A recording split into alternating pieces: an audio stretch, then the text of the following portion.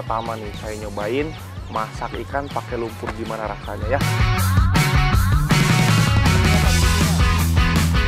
Oi, banyak nih salah ya mah. Jadi bisa diartikan udang dibakar pakai batu itu baru pertama saya nyobain nih. Rasa udangnya teh ketika dipadukan dengan batagor benar-benar enak pisang.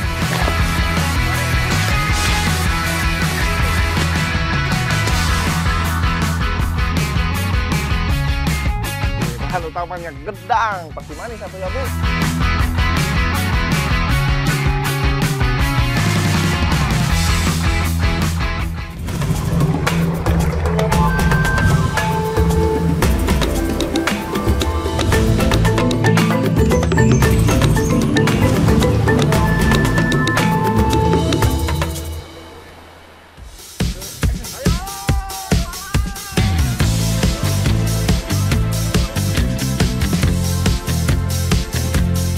Siap barudak. Ya, orang balapan ya, senggol orang ya. Ayo, jadi hati-hati. Sampurasun anak negeri dimanapun berada. Kumaha kabarna? Semoga sehat semua ya. Yuk mari kita jalani hari ini dengan penuh semangat. Biar tambah semangat, ikut Abdi bermain air yuk. Ya, bermain balap perahu karet seperti ini. Meski terlihat sederhana, tapi ini benar-benar menyenangkan. Lumayan bisa menghilangkan stres. Nah, sekarang Rangga lagi ada di Pantai Sindangkerta. Lagi bermain balap ban sama anak-anak. Benar tuh? Selain permainan di sini, balapan masih banyak ada yang lainnya nih. Ada tradisi, hasil alam, dan yang pastinya kulinernya dong. Makanya jangan kemana-mana, tetap di Jejak Anak Negeri. Karena alam memberi banyak manfaat.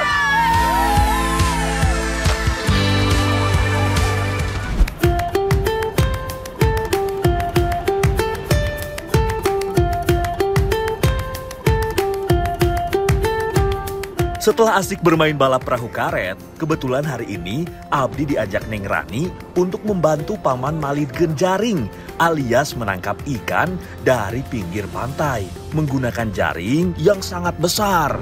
Itu Pak, itu sebelah apa? Angkat tangannya. Sokatu hati-hati. Malid Genjaring atau tarik jaring merupakan tradisi warisan masyarakat nelayan di pesisir Pulau Jawa, termasuk masyarakat Sindangkerta, Cipatujah, Tasikmalaya ini. Biasanya, malid jaring dilakukan hampir semua lapisan masyarakat, mulai dari bapak-bapak hingga ibu-ibu, bahkan tidak jarang anak-anak juga ikut terlibat. Nah, jadi sekarang Rangga lagi cari ikan pakai jaring, kita makannya jaring eret. Jadi kita cari ikannya di pinggir pantai, cuman agak di ujung ombaknya, biar ikannya dapat. Semoga ikannya banyak ya. Ayo Bang, eret Bang!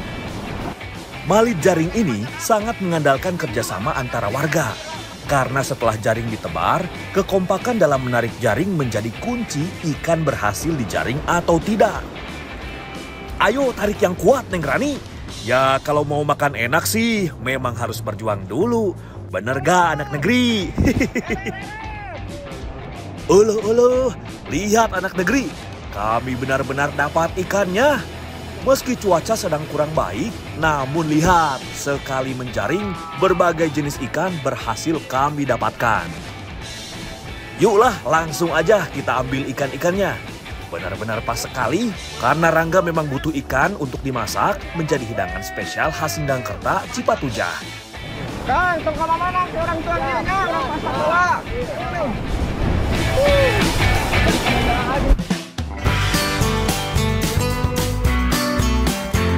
Belum lauk lumpur. Wah, ada yang unik nih. Bakar ikan tapi pakai lumpur. Ini baru pertama nih saya nyobain masak ikan pakai lumpur, gimana rasanya ya. Nih ikan nih, hei.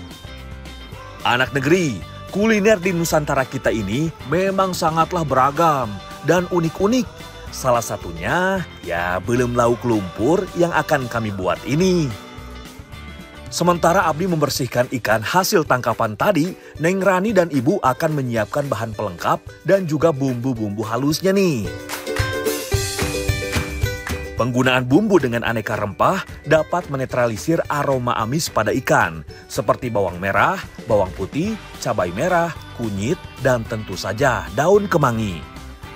Setelah bumbu halus dan ikan sudah bersih, barulah ikan dilumuri dengan bumbu halusnya. Kemudian taburi dengan bahan irisannya seperti cabai, tomat, dan juga daun kemangi. Bungkus menggunakan daun pisang. Oh ya anak negeri, daun pisang menjadi bahan food grade yang mengandung polifenol, sehingga baik sebagai antioksidan yang mampu mencegah kanker, penyakit jantung, hingga Alzheimer. Namanya juga ikan bakar lumpur. Ikan yang sudah terbungkus daun pisang, selanjutnya kita lumuri lumpur pada bagian luarnya. Tenang, lumpur yang kami gunakan ini adalah lumpur yang sudah melalui proses pembersihan, jadi dijamin aman. Lumpur yang dipilih juga tidak sembarangan, yaitu lumpur tanah liat yang tidak akan mudah pecah saat dibakar nanti. Sabar ya Neng Rani, tahan dulu laparnya. Karena ikan yang sudah dilumuri dengan lumpur ini masih harus dibakar dulu. Abdi bakar dulu ya. Kalau dilihat-lihat tampilannya sih kotor ya. Tapi jangan khawatir, bagian dalam ikannya tetap bersih kok. Kalau gak percaya, nanti kita buktikan ya. Cukup biarkan sampai lumpur berubah warna menjadi lebih gelap, lalu angkat.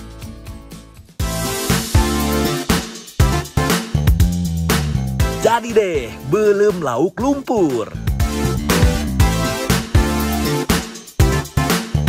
Tadi ketika diolah, lumpurnya memang bau. Tapi ketika dibelum lauk lumpur, lumpurnya tidak bau sama sekali. Nah, tahu nih rasanya kayak gimana? Ayo, ayo nama orang tuang. Ayo, Bu. Ini mah benar-benar raos pisan. Bumbunya itu meresap ke dalam daging ikan. Ditambah lagi aroma dari daun pisangnya itu loh, jadi menambah cita rasa. Kalau nggak ada Neng Rani sih, Abdi bisa tambah berkali-kali. Habis enak pisan. Aduh, ini mah ternyata si ikannya itu benar-benar matang merata. Selain itu, matang merata, ternyata dibungkus pakai lumpur itu, saripati ikannya tuh tertutup oleh rutu, jadi nggak bisa keluar. Nah, wah, pantesan nikmat pisan. Awas kita. Ayo, kurang tuang ya. Sepan lauk laut saung deng-deng. Itu dia yang mau saya masak bareng teh siapa? Teh Rani dan Ibu Ina. Ayo sekarang kita lanjut masak. Ya, olahan ikan laut kedua adalah sepan lauk laut atau ikan kukus. Seperti biasa, urusan membersihkan ikan mah urusan Abdi. Teh Rani dan Ibu ini urus bumbu dan bahan pelengkapnya saja ya. Ingat, makin banyak bumbu yang digunakan dalam masak, maka akan semakin membuat masakan lebih nikmat. Dan juga membuat ikan menjadi tidak bau amis.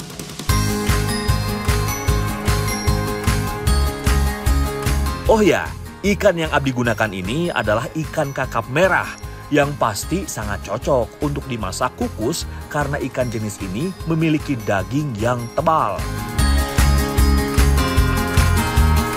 Jika ikan sudah bersih, selanjutnya taburi ikan dengan garam sesuai selera. Disusul masukkan bahan pelengkap seperti daun seledri, daun salam, dan juga irisan jahe ke dalam perut ikan. Teh atas ya teh? Teknik memasak dengan cara mengukus dianggap sebagai metode memasak makanan yang sehat sebab nutrisi makanan tidak banyak keluar selama proses pematangan. Ikan pun siap untuk dikukus. Masukkan ikan ke dalam dandang. Lalu taburi dengan bumbu irisan lagi, seperti cabai, daun bawang, tomat, dan juga jahe. Kemudian tutup rapat. Bu, sekarang tos asangnya, Bu. Wow, tos. Cukup kukus ikan selama 20 menit saja. Maka ikan siap disajikan.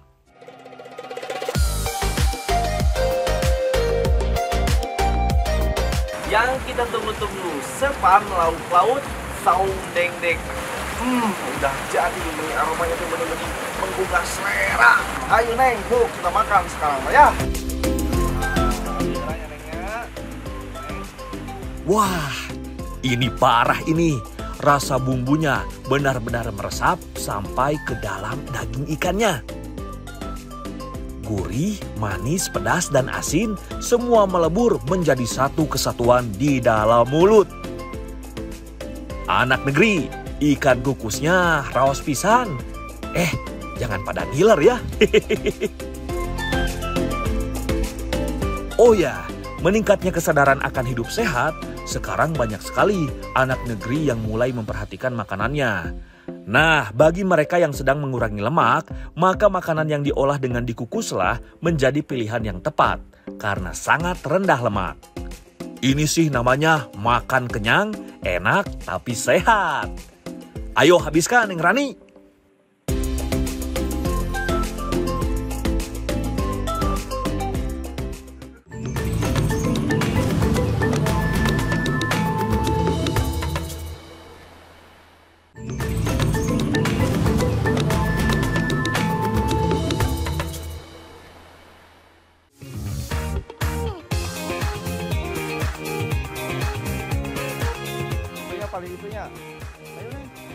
Mumpung cuaca cerah, Abdi, Neng Sela, dan warga di desa Sindangkerta, Cipatujah akan memanen udang faname.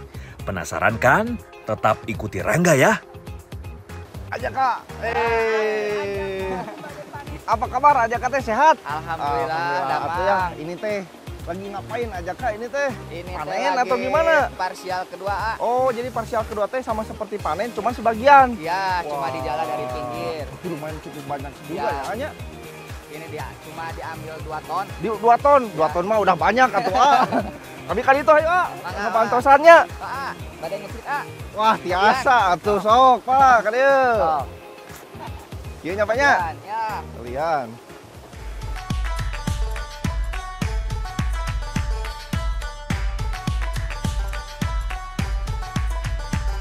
Neng, sok Neng ieu beresan nu kahararanap seueur geuning udang nu kahandapnya anya. Iya, Lah loncat.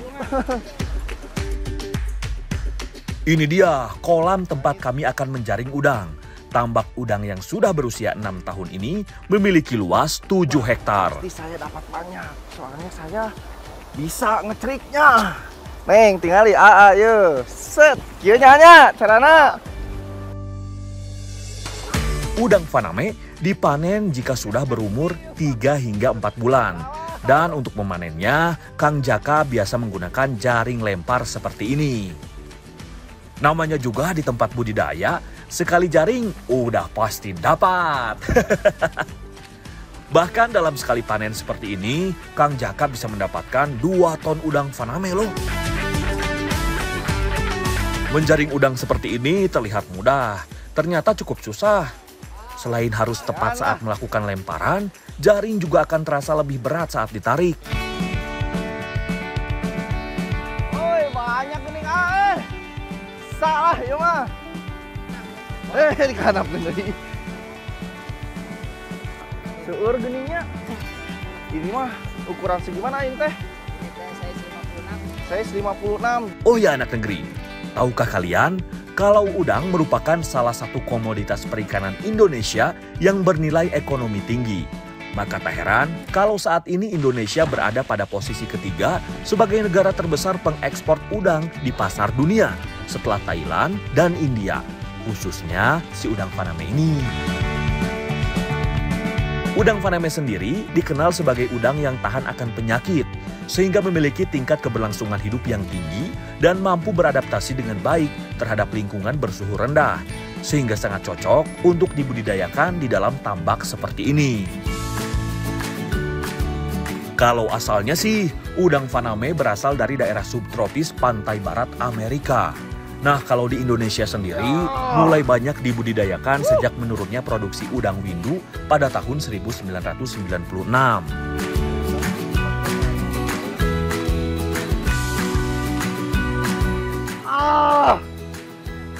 Ayo Neng.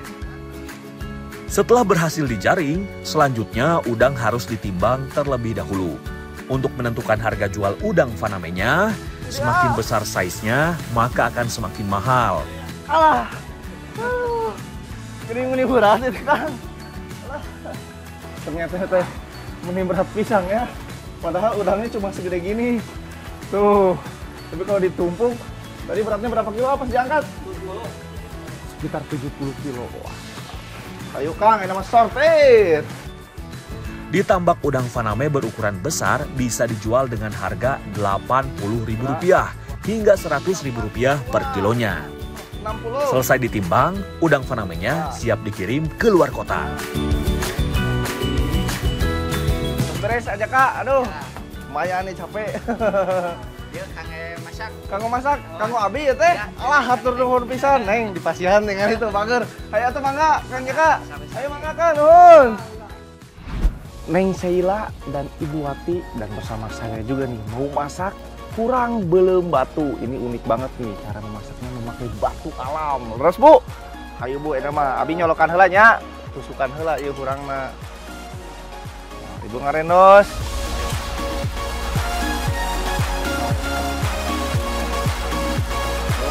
Sementara Abdi menusuk udang-udang hasil tangkapan tadi, Ibu dan Neng Sheila menyiapkan bahan dan bumbu-bumbu untuk membuat udang belem batunya. Simpel sekali bukan? Urusan potong-memotong dan menghaluskan bumbu serahkan ke Ibu Wati dan Neng Sheila saja. Karena mereka jagonya.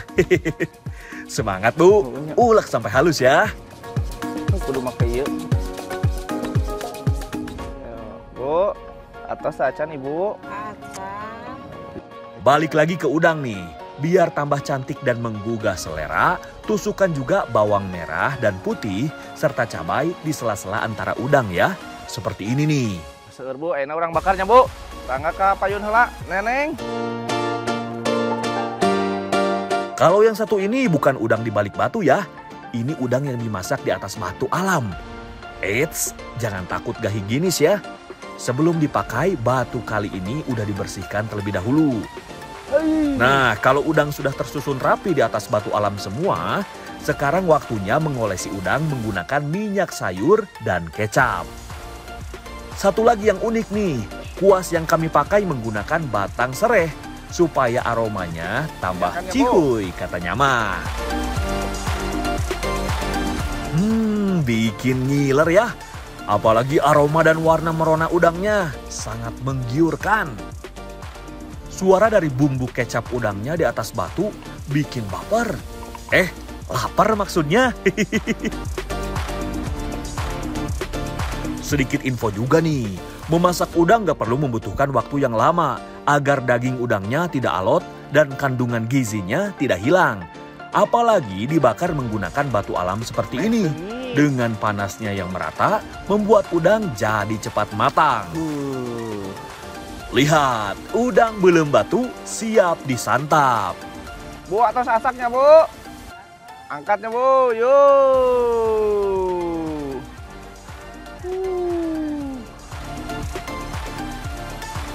Mantap, imam Bu, raos pisan. Ayo Bu, orang tuang.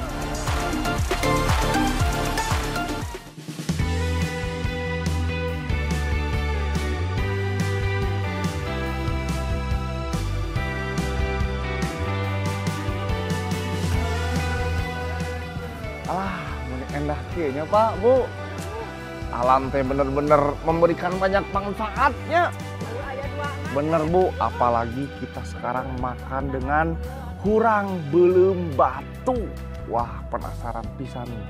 Jadi bisa diartikan udang dibakar pakai batu itu baru pertama saya nyobain nih. Biasanya pakai bara, ini saya pakai batu. Gimana rasanya, penasaran? Hayu Bu. Ayo nama orang tuang Neng Pak. Neng ambil lah, Neng mana Neng ambil lah. Abi heula.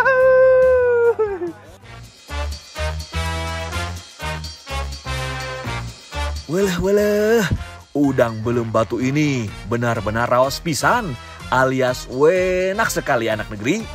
Nah, sekalinya. Daging udangnya itu terasa manis karena masih fresh dan gak ada bau amisnya sama sekali. Ditambah kolaborasi saus siramnya. Widih, jadi tambah sempurna. Manis, asam pedas, dan gurih semua bleng meledak di dalam mulut. Belum lagi kandungan nutrisi udang yang sangat bagus untuk tubuh kita jika dikonsumsi dengan benar. Salah satunya, udang menjadi sumber asam lemak omega 3 yang baik untuk menekan resiko sakit jantung. Tambah lagi Kang, hayu Kang, urang angkat, lep. Aduh. Dia kan seruput bangi ngaranna Kang.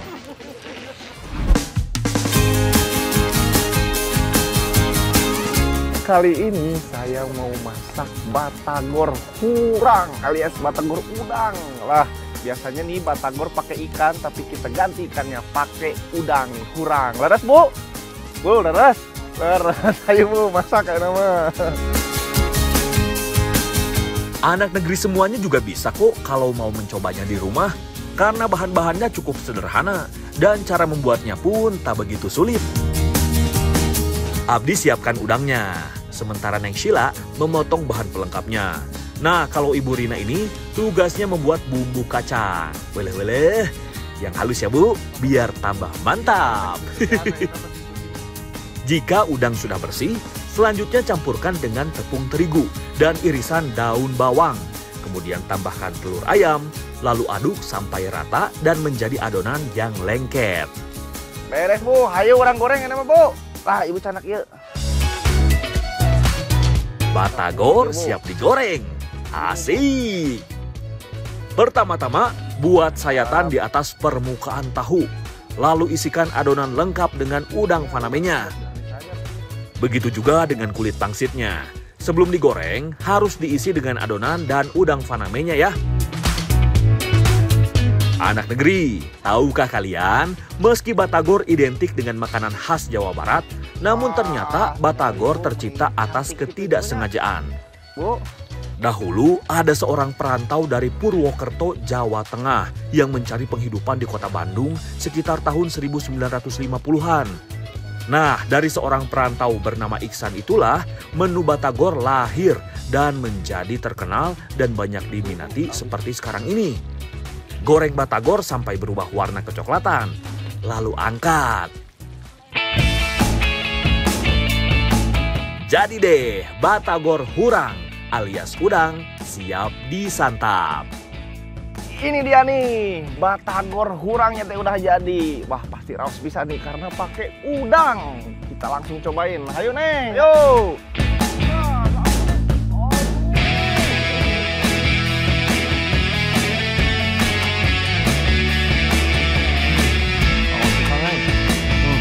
Rasa udangnya teh ketika dipadukan dengan batagor benar-benar enak pisang.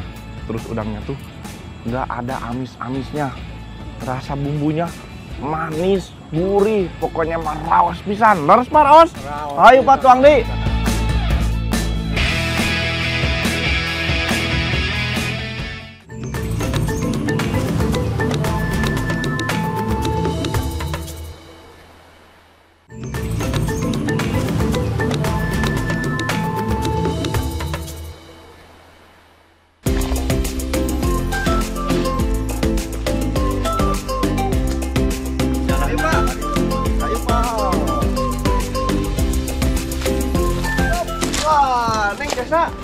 Sok gimana pesan? Set. Neng. Iya. Ayo Neng.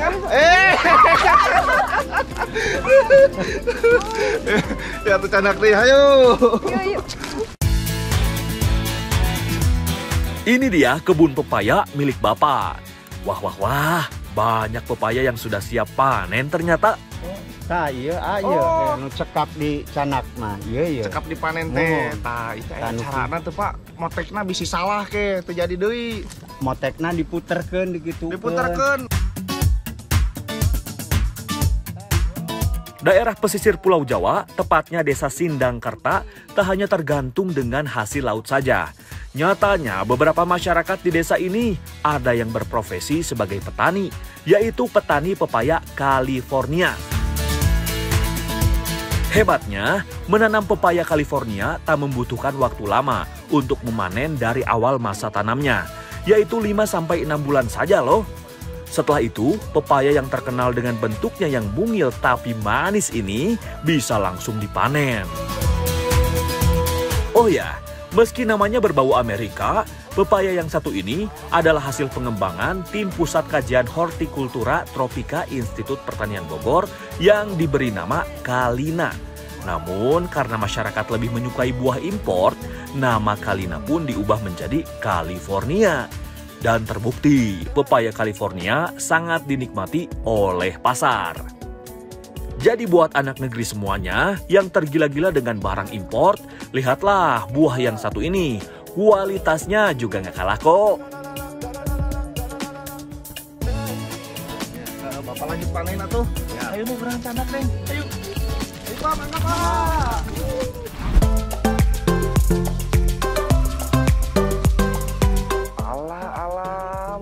Ramean ki bade naon ieu teh?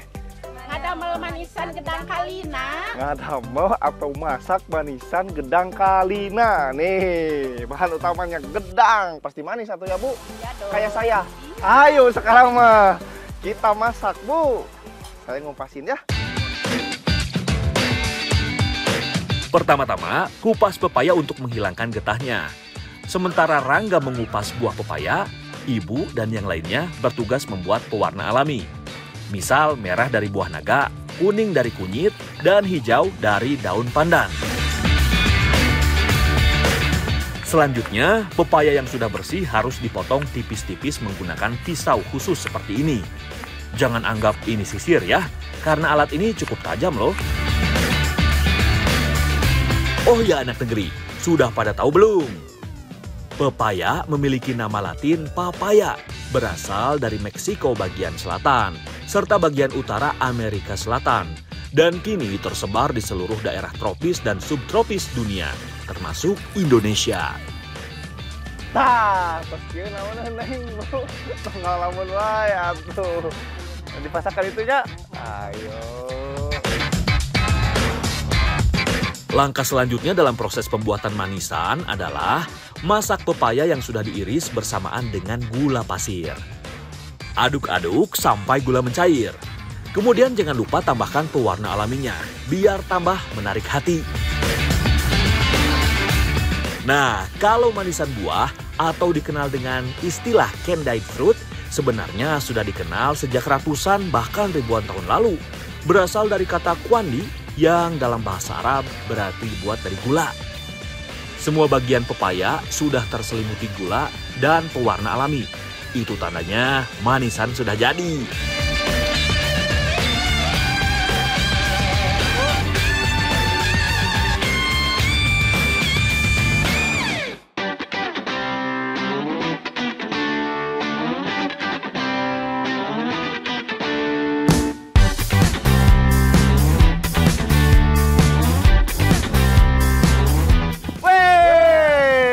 Bapak mah Maruruwah. atuh da papa mah ngalamun wae. Ieu ngalamun wae Bapak. Kunaon ngalamun kunaon? Oh, istirahat. Yeuh, Pak tingali. Tos di damel naon, Bu? Manisan gedang. Manisan gedang teh ya. Sok anu urang tuang sararea Pak, ka dieu Pak. Mari makan. Emang paling asik itu ya, makan manisan kalau rame-rame seperti ini. Manis dan tekstur pepayanya tuh masih kriuk. Jadi pas sekali pokoknya. Anak negeri di rumah pada mau nggak nih? Buat sendiri ya. Kini manisan buah mudah ditemukan dan memiliki harga yang cukup terjangkau. Dahulu manisan buah dianggap sebagai makanan mewah yang hanya dapat dinikmati oleh para bangsawan saja. Wah, berarti cukup beruntung juga kita ya anak negeri. Karena alam memberi banyak manfaat.